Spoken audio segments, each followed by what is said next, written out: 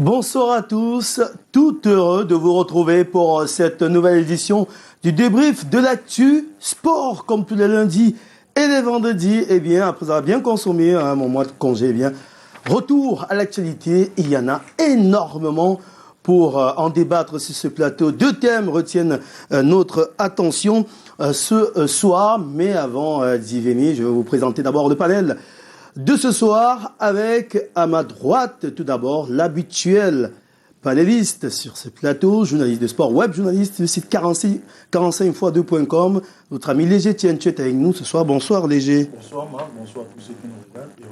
Heureux de vous retrouver, les téléspectateurs de cette émission. Voilà. Autre invité ce soir avec nous, il est juriste, avocat au barreau du Cameroun bien sûr, mais très généralement il est souvent invité sur les plateaux qui traitent des questions de sport. Lui c'est Maître Alain Guigny. Bonsoir Maître.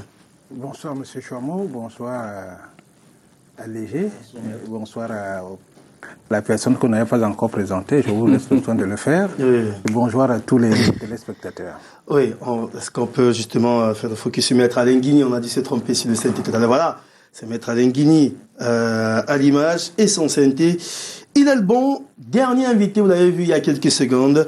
C'est un des vétérans de la presse sportive, un doyen dans notre association des journalistes sportifs du Cameroun. Lui, c'est Albert Atangana-Fouda. Bonsoir Albert. Oui, bonsoir Marc, bonsoir aux autres panélistes, bonsoir à tous les téléspectateurs de Canal 2. Alors, je souhaite d'abord du courage à vous tous parce que vous avez été fortement éprouvés ces dernières semaines par des deuils à Tangana-Fouda qui avait perdu votre fille il y a quelques semaines maintenant, Léger Tientu qui revient de l'enterrement de sa maman et puis Maître Guigny qui a également perdu un proche ces derniers temps, on a appris. Voilà, sa maman aussi, donc du courage. Merci d'avoir surmonté votre douleur pour être avec nous aujourd'hui pour essayer de parler de l'actualité sportive. Justement, en parlant de football, ce soir avec l'actualité au sein de la Fédération camerounaise de football. Les deux thèmes au menu. Tout d'abord, le premier, Fédération camerounaise de football. Au lendemain de l'Assemblée générale de samedi dernier et du comité exécutif de vendredi dernier, eh bien, il y a quelques résolutions qui font parler dans la sphère médiatique, sur la toile et dans les chaumières. La revue à la hausse du mandat du président de la Fédération camerounaise de football, on parlera de cela, de l'audit du cabinet Moore Stephens aussi et de quelques autres résolutions. Et puis dans le deuxième thème, on reviendra sur la décision du TAS. Est-ce que cette décision enterre définitivement l'AG de 2009 et ses quiproquos? On a 50 minutes pour en parler. Courte transition et puis on ouvre par le premier thème ce soir. À tout de suite.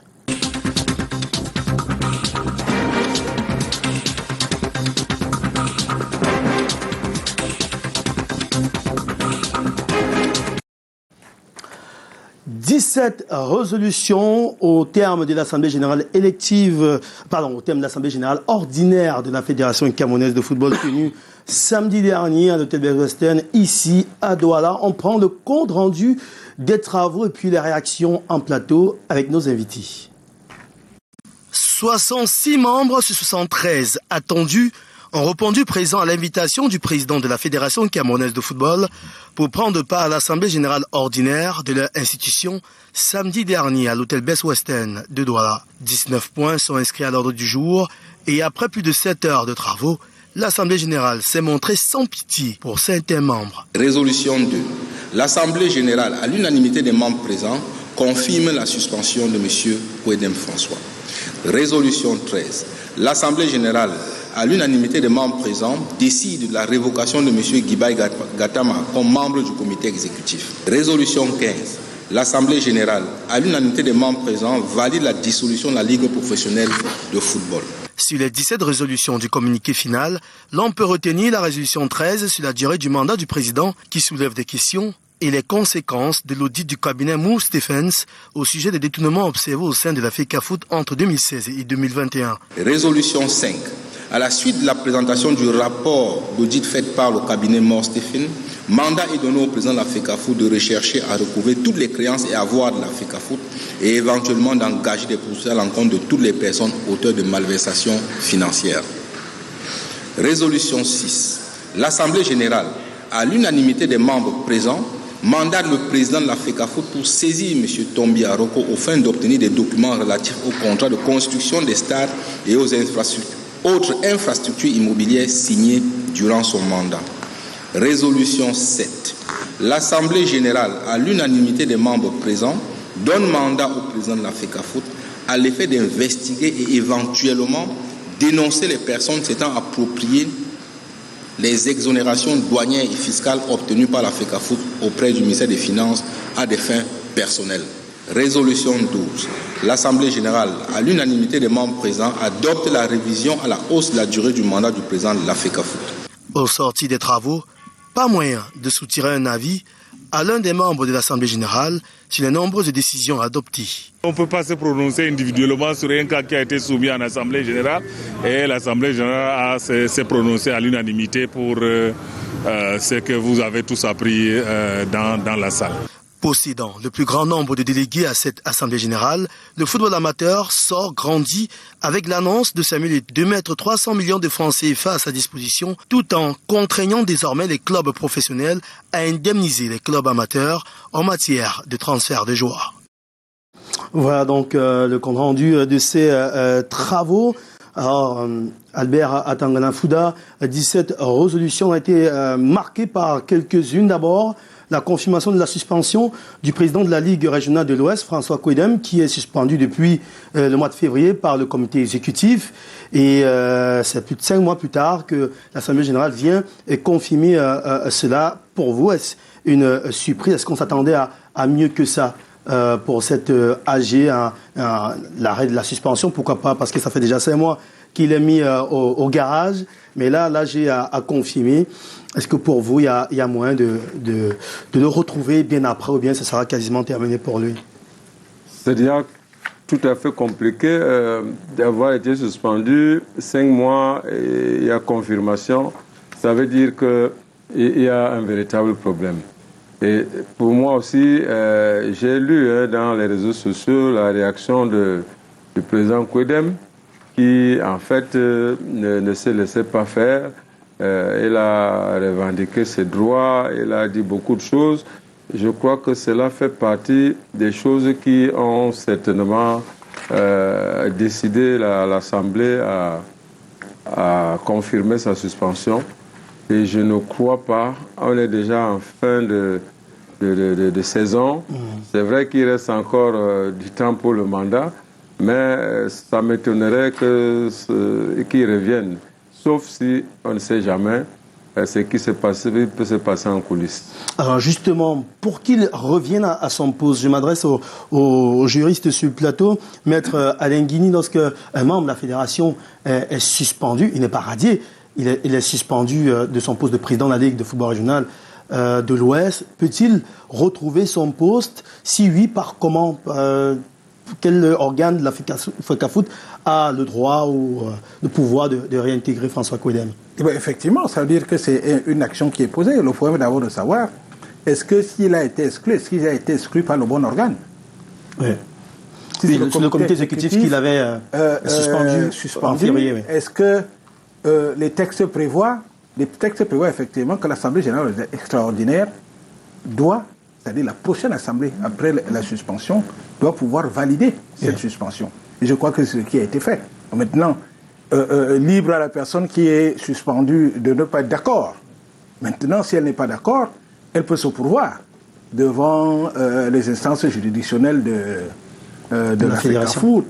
Ça peut être la chambre de recours, la chambre de recours, les chambres de résolution des litiges, et ainsi de suite. Et puis, si, par extraordinaire, là, on estime qu'il y a violation des dispositions des statuts, ça veut dire qu'il est possible que quand on va, vous connaissez les différentes étapes du cheminement, c'est-à-dire qu'on passe d'abord par les juridictions internes à la FECAFOOT, on arrive à la CCA, et puis on peut aller au TAS. Et, comme c'est la mode, aller peut-être devant le tribunal.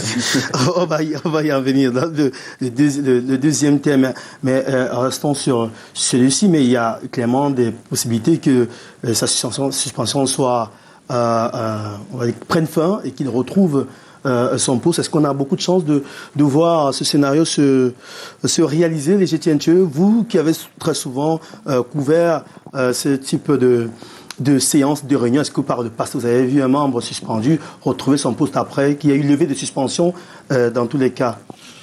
C'est vrai que de mémoire des reporters, je n'en vois pas beaucoup d'exemples, parce que là, quand vous êtes suspendu, on a comme l'impression que vous êtes définitivement mis à la touche. Je crois qu'on savait bien évidemment que M. Kouedem et le comité exécutif, ou alors la Fédération camerounaise de football, ne regardaient pas dans la même direction. C'est pas beaucoup, je ne sais pas pourquoi, parce qu'en réalité, après l'élection de M. Samuel Eto'o, M. Kouedem était l'un des rares à avoir fait allégeance, parce qu'on sait bien évidemment qu'il fut partie des personnes qui ont soutenu Seydou Mobondia dans la quête du siège à la Fédération camerounaise de football. Mais je crois qu'il a certainement posé des actes qui ont poussé l'exécutif actuel de le mettre sur la touche. Je crois que, pour répondre simplement à votre question, je ne suis pas sûr qu'il va revenir, surtout que lui aussi, de son côté, il commence aussi à parler, il commence surtout à faire valoir son droit. Comme Maître l'a dit, espérons que lui va aller utiliser les voies de recours pour, pourquoi pas, essayer de récupérer son poste de président de la Ligue régionale de l'Ouest. Par contre, on savait aussi pour Guiba Gatama, vous ne pouvez pas être membre d'une association comme la Fédération camerounaise de football, vous passez le temps à tirer on va arriver, cette fédération. Donc pour Kouedem, ça va être difficile qu'il revienne.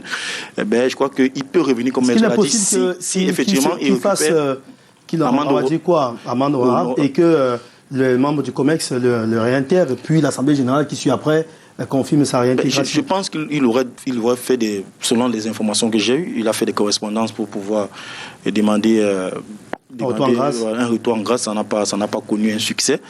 Je crois que la seule chose qui reste à faire pour lui, c'est simplement d'aller devant les organes juridictionnels de la Fédération camerounaise de football pour essayer, pourquoi pas, de faire valoir son droit. Et si son droit est retrouvé, il va forcément retrouver son poste de président de la Ligue régionale de l'Ouest. D'accord. Donc il y a deux options qui s'offrent à lui, surtout celle des juridictions, comme a dit Maître Alain Guigné. Autre membre également qui a été frappé cette fois-là. Si vous permettez, il faudrait préciser parce que il y a parfois une confusion dans les termes. Oui. Il s'agit bien de suspension. C'est suspension, oui, il est suspendu. Pas de révocation. Non, il est suspendu. C'est-à-dire que si on est suspendu, ça veut dire que c'est un arrêt provisoire de vos activités. Mais sauf que le provisoire souvent finit par être définitif. Rarement on a vu quelqu'un être suspendu de manière provisoire et revenir en grâce après. Donc du coup, on ne peut pas être ad vitam aeternam.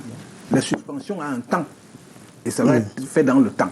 Et en principe, quand on rend une décision de suspension, on doit pouvoir dire pour combien de temps. Oui, la période, justement. Parce que sinon, ça s'assimile carrément à une révocation. Tout à fait. C'est-à-dire qu'à partir du moment où on ne détermine pas le temps de suspension, ça s'assimile à une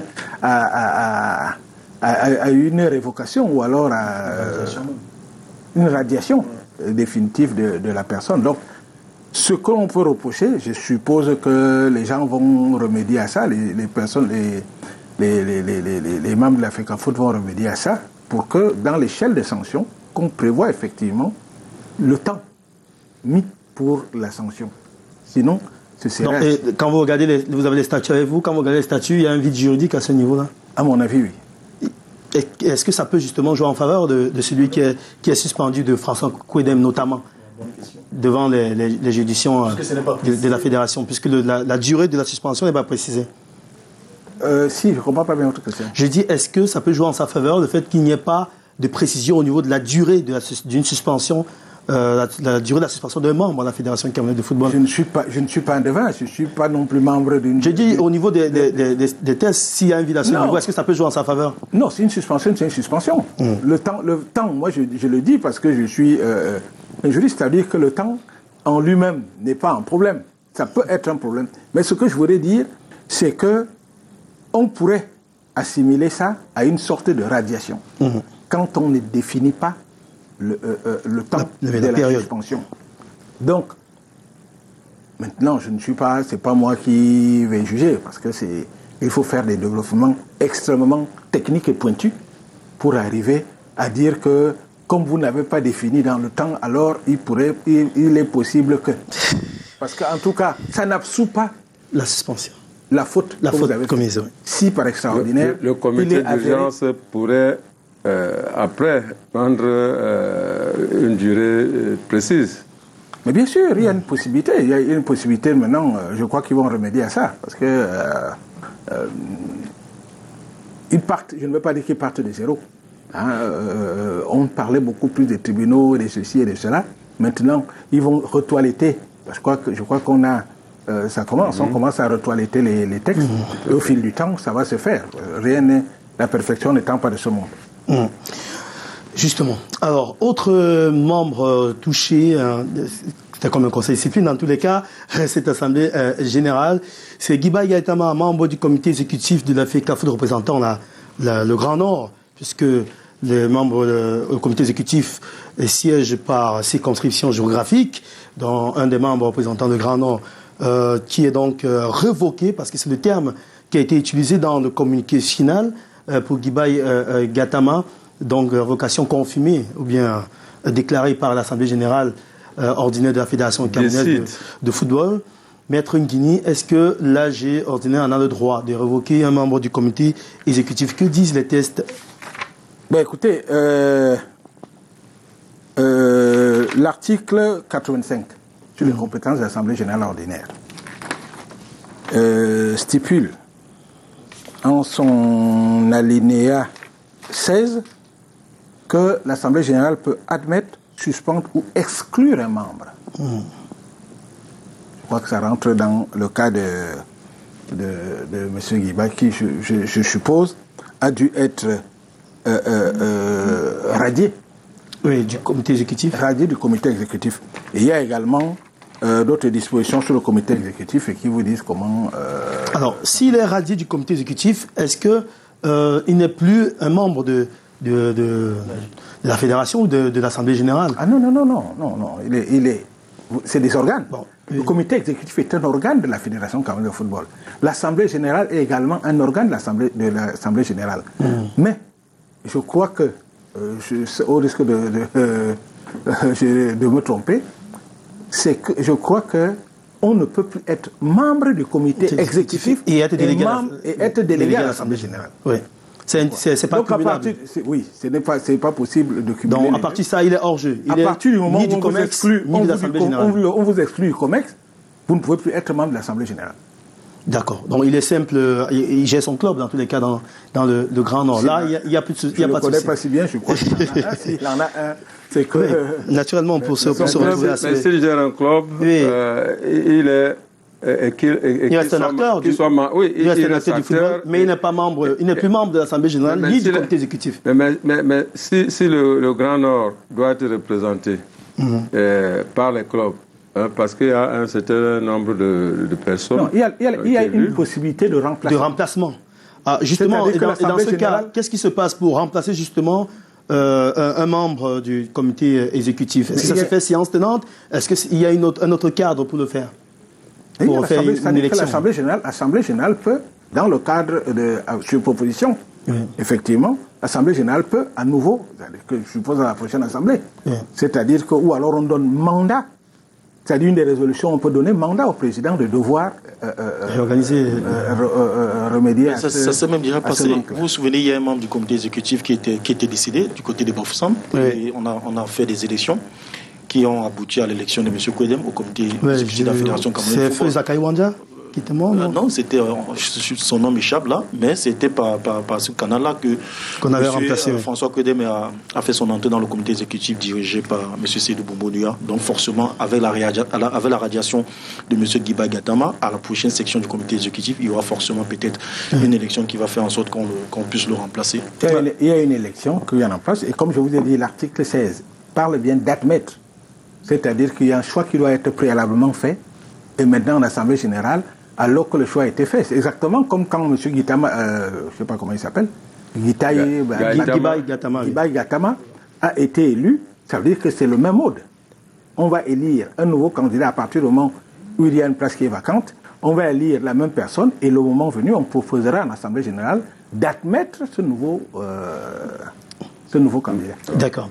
Alors, autre résolution qui fait parler, c'est celle justement du mandat du président. Quand on regarde justement le communiqué final signé du secrétaire général, qui est le rapporteur justement de l'Assemblée générale de la Fédération camerounaise de football, il y a cette résolution 13.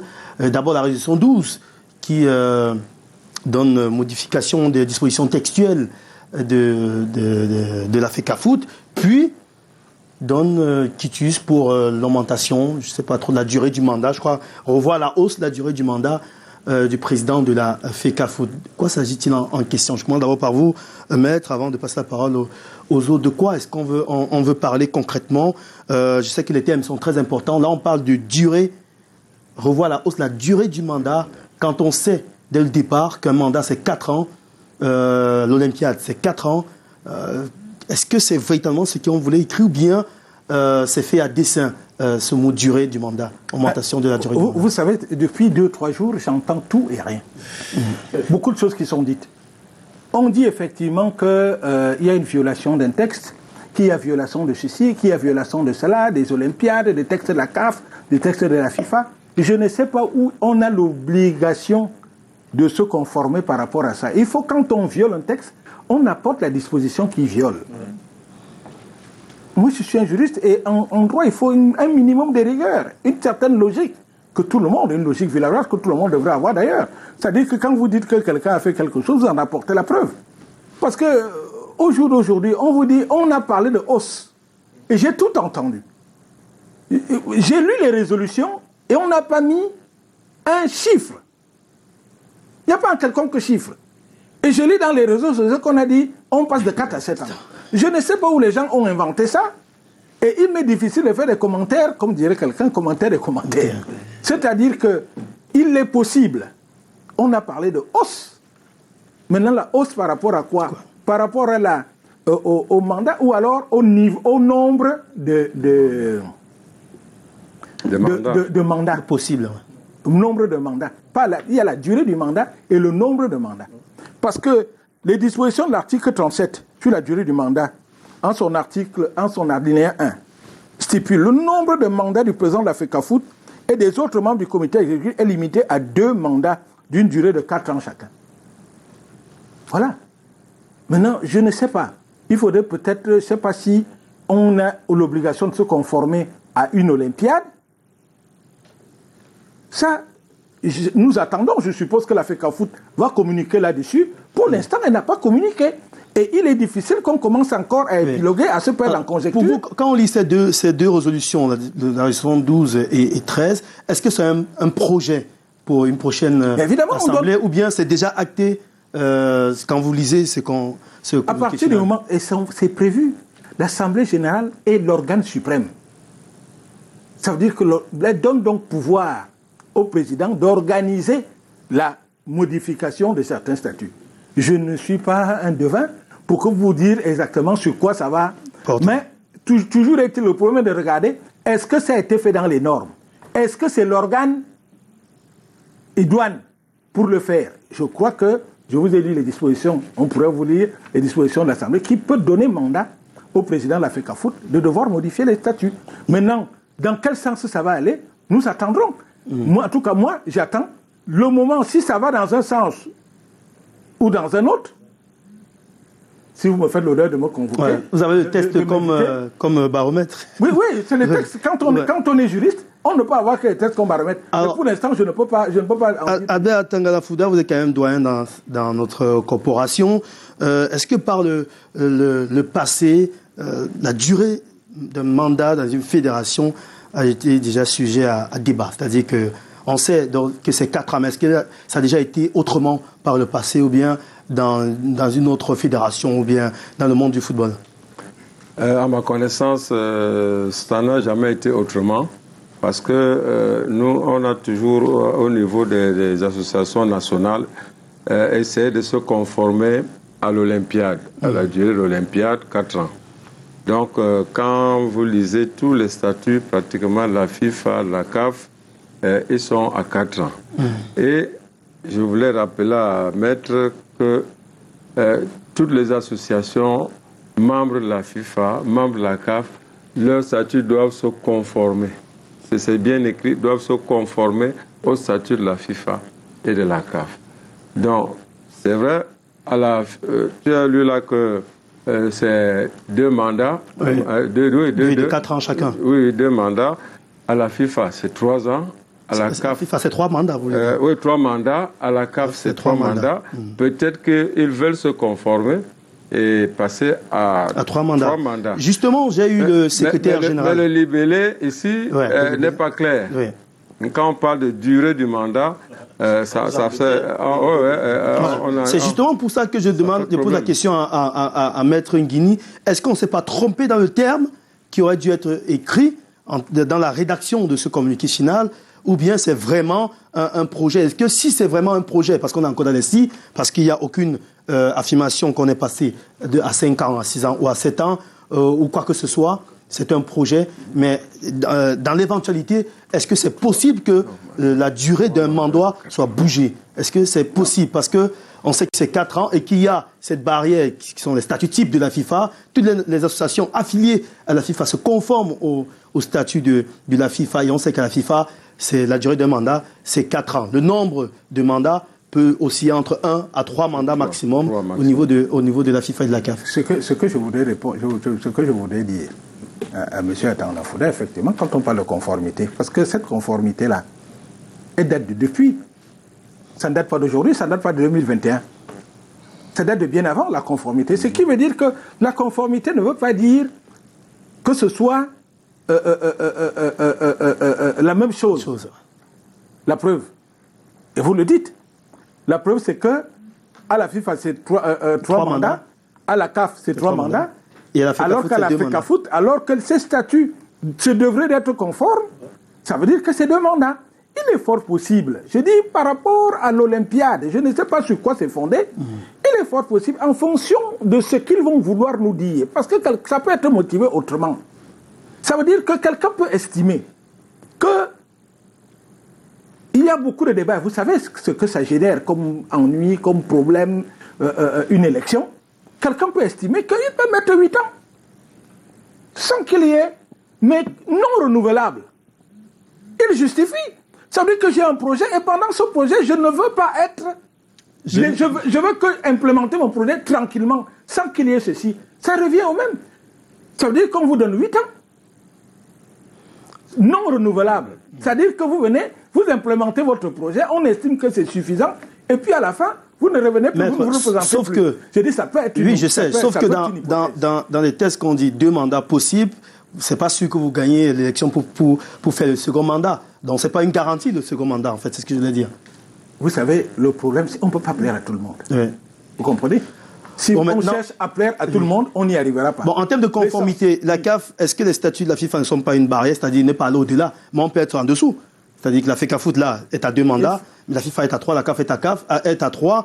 Et j'ai eu ce matin le secrétaire général de la Fédération camerounaise de football, Blaise Djounan, justement, parce que regardant les réactions et autres sur le mot durée du mandat, qui prête à autre chose, qui nous amène à faire ce débat ce soir, il m'a bien dit, m'a bien confié qu'ils vont faire une sortie pour clarifier les choses d'ici 48 heures et que leur volonté, c'est de s'arrimer au test de la CAF. Sur ce point-là. Et quand on fait la recherche, justement, sur les statuts de la CAF, le mandat du président, c'est 3 mandats, que ce soit consécutif ou pas, c'est 3 mandats maximum, c'est-à-dire 4 ans, 3 mandats, donc 12 ans au maximum que vous pouvez faire la tête de la confédération. Moi, je n'en conviens pas. J'ai dit c'est des hypothèses, c'est pour ça que j'ai dit, n'allons pas vite en besogne, n'allons pas plus vite que la musique, attendons qu'ils communiquent. Je vous ai bien dit, c'est eux qui vont communiquer. Je ne comprends pas l'agitation d'aujourd'hui, où les gens, ça va un peu dans tous les sens. Les gens commencent à vous parler de dictature, de ceci ou de cela, de Mobutu. Ça va dans tous les sens. Attendons que quelqu'un communique. Peut-être, le moment venu. S'il vous dit qu'il veut passer, il veut être président, et c'est une possibilité, hein, président à vie de la FECAFOOT, bon alors, on va réviser et puis on va dire ce qu'on a à dire. Mais pour l'instant, il n'a encore rien dit. Il a juste proposé. Il est fort possible que ce soit comme le doyen Atanda Fouda a dit. Il est fort possible qu'il dise qu'il fait un mandat. Il est fort possible qu'il dise que c'est à vie. Attendons. Ne nous perdons pas en conjecture. Attendons qu'il communique et puis on verra. Alors, il y a également ce rapport tant attendu du cabinet d'audit Moore Stephens qui a rendu son rapport au comité exécutif la veille, puis l'a présenté à l'Assemblée générale, ce qui a débouché sur quelques résolutions, dont l'appel de certains anciens au poste de président de la Fédération ou certains membres du comité exécutif qui sont épinglés par ce rapport. Ce rapport n'a pas été rendu public, bien évidemment, c'est une association, mais peut-être pour affûter, dans tous les cas, nous les journalistes, on va essayer d'avoir ce rapport au complet, mais ça sort à compte-goutte. Au moins, quand on regarde ce communiqué final, Albert Tangafouda, Tombi Aroko est cité pour ramener des documents qui peuvent aider la fédération à voir clair sur certains avoirs. La FECAFOOT, selon mes infos, réclame 2 milliards de francs CFA à la FIFA en termes d'argent qui n'est pas arrivé depuis un certain temps. Mais la réponse de la FIFA, c'est qu'il y a plutôt 500 millions de francs CFA. Il y a donc ce gouffre qu'aurait donc constaté l'audit du cabinet Moore Stéphane.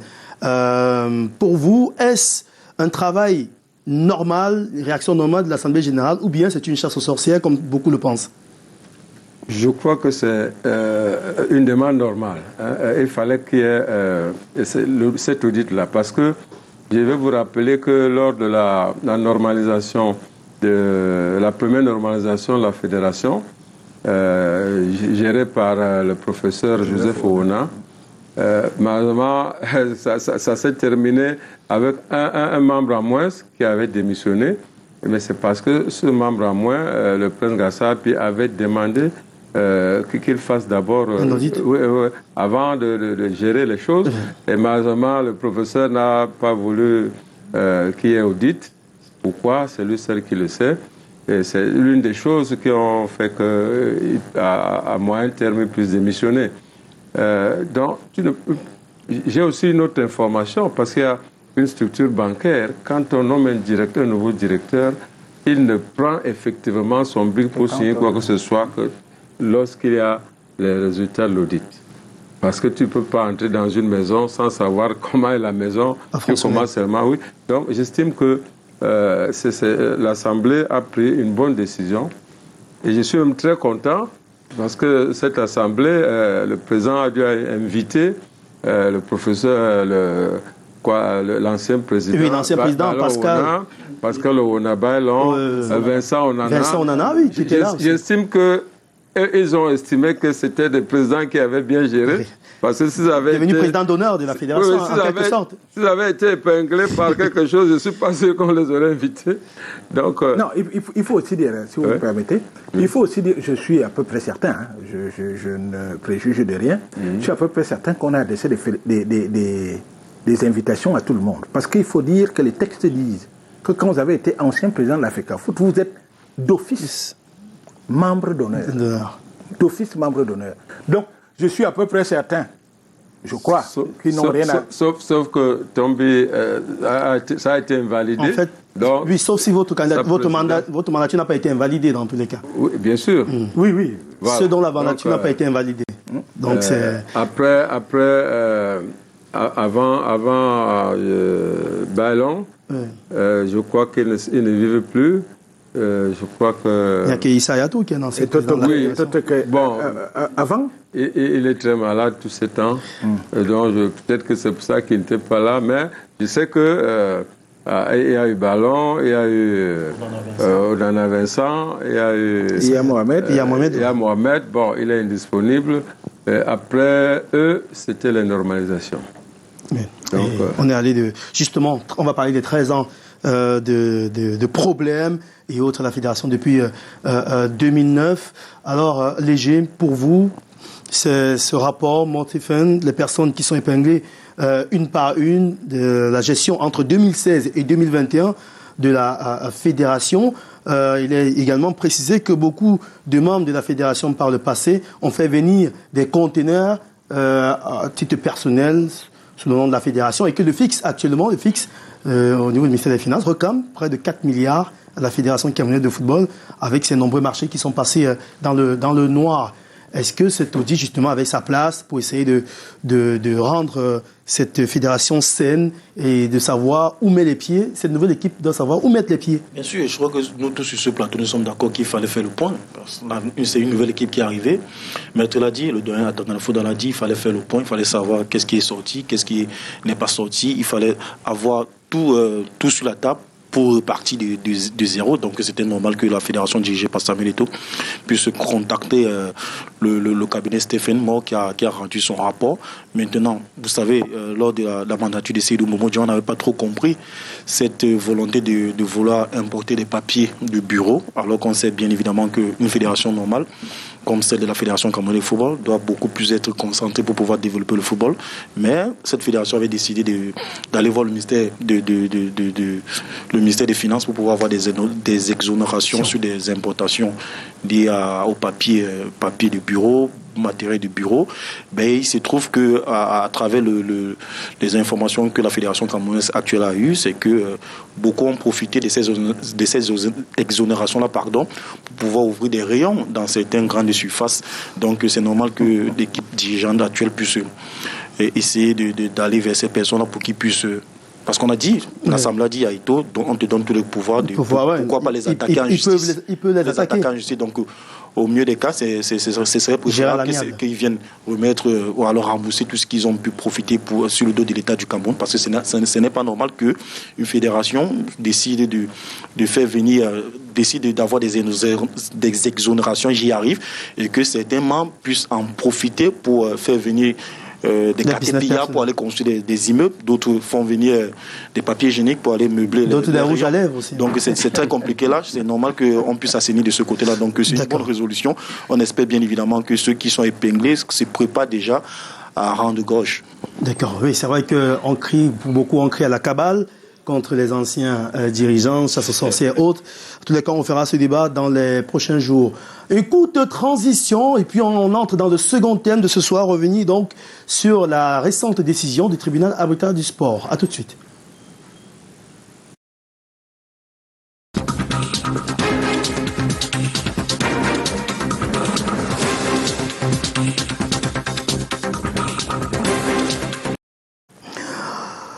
Nous sommes toujours en direct sur Canada International. Le débrief de l'actu sport se poursuit avec en plateau maître Alain Guigny. On a Albert Tangana Fouda et Léger Tienche, tous journalistes avec nous ce soir. Alors, le deuxième thème, il s'agit donc du TAS. Est-ce que la décision rendue par le tribunal arbitral du sport a totalement enterré cette affaire de l'exécutif de l'AG de 2009 après 13 ans de débat à gauche et à droite, élection validée, élection invalidée par le tribunal arbitral du sport? Alors, maître Alain Guigny, est-ce que ça en est terminé avec cette affaire de l'AG de 2009? Écoutez, je ne peux pas conclure ainsi. Ça veut dire que... Est-ce que le TAS a mis fin à cela, du moins au niveau du TAS? Le TAS a rendu une sentence. Une sentence dans laquelle elle constate effectivement que l'Assemblée générale, la majorité des membres de l'Assemblée générale, a transigé, a trouvé un accord avec la Fédération camerounaise de football. C'est-à-dire que, je ne sais pas, ils n'ont fait que constater. Ils n'ont pas décidé. Ils ont constaté que les partis, parce que je vous dis, le procès est l'affaire des partis, c'est ce que nous disons très régulièrement, le procès est l'affaire des partis. À partir du moment où les partis constatent effectivement que nous ne voulons plus qu'il y ait un litige entre nous, à partir de ce moment, le TAS a eu pour rôle que de constater cette transaction et de la valider et de la ratifier. C'est aussi simple que ça. Donc il serait difficile de dire c'est l'Assemblée générale de 2009 qui a décidé de ne plus exister. Oui. Mais maintenant qu'il y a toujours il y a ces réactions d'Abdourahmane Amadou qui annonce dans la saisine du tribunal fédéral suisse, on peut bien imaginer que c'est le reste des membres de cette Assemblée générale 2009 qui représente, selon la tractation avec la FECAFOOT, la minorité. Que peut cette minorité au tribunal fédéral suisse? Est-ce que, d'abord, l'affaire peut être reçue valablement? Est-ce qu'elle a aussi des chances de prospérer? Moi, mon problème est simple. Ça veut dire que j'entends des choses se dire, j'entends des gens parler. La première des choses, des questions que je dois me poser, c'est quand quelqu'un parle. Parce que vous, M. Chouamou, vous parlez, vous êtes le présentateur de l'émission. Donc vous avez un statut. Mais quand j'entends M. Abdourahmane, on me parle de M. Abdourahmane, la première des choses, vraiment une question simple, c'est de me poser la question, qui est ce monsieur?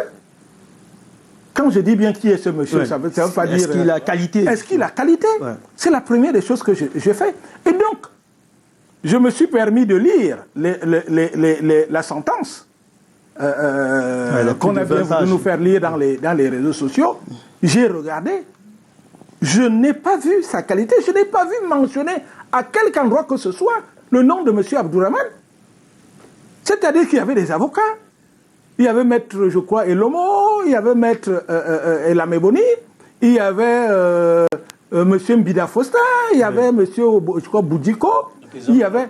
Je n'ai pas vu quelque part qu'il avait reçu mandat. Et quand quelqu'un vous dit « je vais me pourvoir devant le tribunal suisse », je me pose d'abord quelle est sa qualité. Bon, peut-être qu'il veut dire qu'il a le mandat de... Mais il n'a pas eu mandat avant. Peut-être qu'il a un nouveau mandat. Maintenant, on va discuter de savoir si ça peut prospérer. Mais la première question, et c'est ce que va se poser le tribunal suisse, si par extraordinaire il est saisi, c'est de se dire, si on voit, parce que j'ai l'impression qu'on en fait un peu trop, Monsieur Abdourahmane, qui est fort certainement quelqu'un de très sympathique et de très compétent, je dis qu'il a mené des combats, on ne peut pas le nier, il a mené des combats qui allaient dans le sens, pour certains, allaient dans le sens de l'intérêt du football camerounais. Donc on ne peut pas le nier aujourd'hui. Oui. Mais seulement il était parti, d'une manière ou d'une autre, à ces procès. Mais dans celui-ci, je ne sais pas quelle est sa qualité. Et la première des choses que le tribunal suisse va faire, c'est de se demander si par exemple on voit M. Abdourahmane, on va se poser la question, qui est ce monsieur? Mais admettons qu'il reçoive, parce qu'il peut recevoir mandat après, des membres dits minoritaires. Je le répète, je l'ai déjà dit, je crois sur ce plateau et sur d'autres, l'Assemblée générale de 2009 est une entité. C'est un groupe de personnes qui forment une entité. Ça veut dire quoi? Ça veut dire que cette entité est gouvernée par des textes. Des statuts, et ces textes, quand on dit Assemblée générale de 2009, ce n'est pas l'Assemblée générale de la commune d'arrondissement d'Akon. C'est la FECAFOOT. On se réfère au texte de la FECAFOOT. Parce que c'est là où il y a la subtilité dans ce dossier. C'est-à-dire qu'un individu, c'est un conglomérat d'individus. Mais seulement, ils sont là dans le cadre d'une mission. L'Assemblée générale, voter les textes, tout ce que prévoit l'Assemblée générale. C'est dans le cadre de cette mission qu'on doit les juger. Maintenant, je dis bien qu'il n'est pas interdit à un membre d'ester en justice ou d'attraire quelqu'un en justice. Il n'est pas interdit. Mais dans ce cadre-là, il faut que ce soit quelque chose d'essentiellement personnel. Il faudrait que vous ayez subi un préjudice personnel. Mais là, vous n'êtes pas venu pour vendre le pain. Vous êtes venu pour la FECAFOOT. Et dans le cadre de cette mission, parce que il faut prendre la mission, le problème dans sa globalité, c'est la mission qui vous est impartie. On n'a pas regroupé les gens pour rien, on a regroupé pour une mission. Et dans le cadre de cette mission, il y a des décisions qui doivent être prises. Et les statuts vous disent que c'est les 2/3 des personnes présentes qui doivent. Si les 2/3 sont la majorité et les 2/3, alors la décision est validée. C'est ça le véritable problème. Alors il y a une très large confusion qui est faite.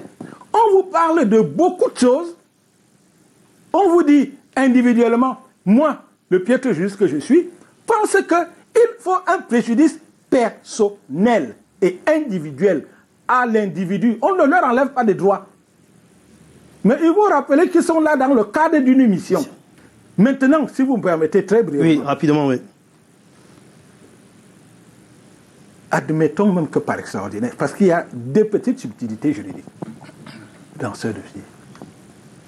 Il est dit dans le dossier, dans la sentence, enfin, et dans les débats, que la FECAFOOT était forclos. C'est très important. Donc, à partir de ce moment, l'appel, l'article 65, je ne sais pas trop bien quoi, est retiré. Et on vous dit qu'il y a une lettre du TAS qui devait le confirmer. Soyons simples. Le TAS, le tribunal arbitral du sport, une lettre du TAS doit venir d'un... Quand on dit le TAS, ça veut dire que c'est un tribunal privé qui est chargé de trancher des litiges relatifs au sport. Donc, à partir de ce moment, quand on dit une lettre du TAS, qui est-ce qui décide au TAS? Est-ce que c'est le greffier ou le conseiller? C'est très important. Pour éclairer l'opinion. C'est une lettre d'un greffier. Et en droit, enfin, le petit droit que j'ai appris, on vous dit que le greffier n'est pas juge de la recevabilité d'une loi de recours. Ça veut dire quoi? Ça veut dire que un texte, une loi se lit. Mais la justice se dit. On est là pour dire. Quand vous venez avec un litige, on vous dit il y a 2, 3, 4 personnes. On doit dire la justice. Que ce soit sur le plan étatique ou sur le plan privé. C'est ce qu'on dit qui est important. Donc la loi se lit. La loi dit qu'on retire. On ne retire pas comme ça. Il y a bien quelqu'un qui doit dire « je retire ». Et je voudrais, pour que les gens comprennent bien, M. Chouamon, prendre un exemple qui peut être terre à terre. Nous sommes là sur le plan, je ne prends même pas sur le plan national.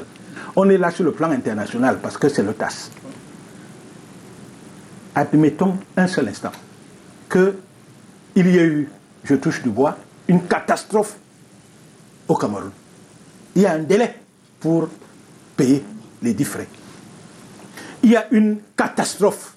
Je dis bien que je touche du bois, je ne sais pas. Et donc on est dans l'impossibilité. Ça veut dire le cas de force majeure. Il faut soumettre ça à quelqu'un. Parce qu'on ne va pas vous sanctionner. Alors que matériellement, vous n'étiez pas capable d'aller le faire. Il faut donc soumettre ça. On soumet à qui? C'est pas à l'arbitre? C'est à l'arbitre. C'est l'arbitre qui apprécie que... Parce qu'il faut dire, le juge est le régulateur de la vie sociale. Il régule. Et là, dans ce cadre, on rend une décision d'équité. Les anglophones sont mieux placés par l'équité. D'équité. Quand on parle d'équité, ça veut dire qu'il y a donc quelqu'un qui doit décider. Et ne pas rendre la justice parce que, je finis là-dessus, le juge a pour arme, pour rendre une décision, il a les textes, la loi et sa conscience. D'accord. Merci Maître Nguini pour cet éclairage, Alors, pour sortir à vous, 2 dernières questions. Une d'abord pour les Etientieux. Est-ce que pour vous, c'était un ouf de soulagement d'enfin tourner cette page de AG de 2009 qui a longtemps terni l'avancée du football camerounais? Pour vous, c'est une très bonne nouvelle? Je crois que c'est une bonne nouvelle. C'est une très bonne nouvelle parce qu'on était un tout petit peu déjà fatigué de tout le temps traiter les articles avec des termes trop juridiques. On était obligé d'appeler maître tout le temps pour pouvoir comprendre des décisions de justice. Maintenant, je crois que c'est derrière nous, même s'il faut rappeler que Abdourahmane a dit qu'il va saisir le tribunal arbitral, le tribunal fédéral suisse, autant pour moi. Donc j'espère que ça ne va pas prospérer et qu'on va finalement retourner dans ce qui nous est cher, c'est-à-dire que le sportif, pour que on puisse continuer à traiter beaucoup plus, à faire des émissions beaucoup plus centrées sur le football que sur les affaires du tribunal arbitral du sport. Je crois que ça a été une très belle nouvelle. Albert Tangana Fouda, c'était le début des propos du discours du président de la FECAFOOT, Samuel Eto'o, qui était tout content, tout heureux d'annoncer à ses pairs, si on peut le dire ainsi, la fin de ce long feuilleton qui n'avait que trop duré et qui, pour sortir de là, il a fallu une entente. Finalement, on a dit il vaut mieux un bon arrangement. Un mauvais arrangement qu'un bon procès. Non, Marc, moi, c'est depuis que cette histoire se discute dans les réseaux, partout, moi, je ne croyais pas beaucoup à ce qu'il y ait une autre décision. Pourquoi? Parce que pour moi, comme l'a si bien dit Maître Nguini, une assemblée générale est une entité. Et cette entité, les choses se décident à la majorité. Donc on ne peut pas, comme il a dit, qu'un individu, et c'est beaucoup d'autres juristes qui, peut-être pour avoir des marchés à gauche, à droite, ont commencé à raconter n'importe quoi, que si quelqu'un n'est pas content, un individu, il peut porter. Il dit, c'est la majorité. Si la majorité a pris une décision, je ne vois pas pourquoi la minorité... si elle veut, elle laisse, mais... c'est pas sûr que ça continue. Nous sommes arrivés au terme de cette émission. Oui, déjà, il est 19h40, dans moins de 10 minutes. C'est le journal, mais les Etientieux, on a des nouvelles de One Sport. Juste une info que vous avez vue tout à l'heure, juste pour terminer. One Sport qui a été trop décrié par certains Camerounais. One Sport vient de signer avec le Raja de Casablanca pour 3 saisons. Ça veut dire véritablement que c'est un équipementier sérieux, pas comme certains l'ont présenté comme une petite boutique, mais signé avec le Raja de Casablanca qui qui est un club marocain qui compte beaucoup sur l'échiquier continental. Ça voudrait dire ce que ça veut dire. Ouais, justement, on reviendra dessus dans nos prochaines éditions. Rendez-vous vendredi prochain à 18h30 cette fois-là pour parler du débrief dans le cadre sportif. On reviendra sur les performances des Lions Imprimés et autres. On reviendra au terrain. Merci à tous de nous avoir suivis. Dans moins de 10 minutes, le journal avec Alain Ghislain Kanga. On reviendra sur l'affaire justement de l'Assemblée Générale de l'Africa Foot et les réactions des uns et des autres. Allez, bonne soirée à tous et à la prochaine.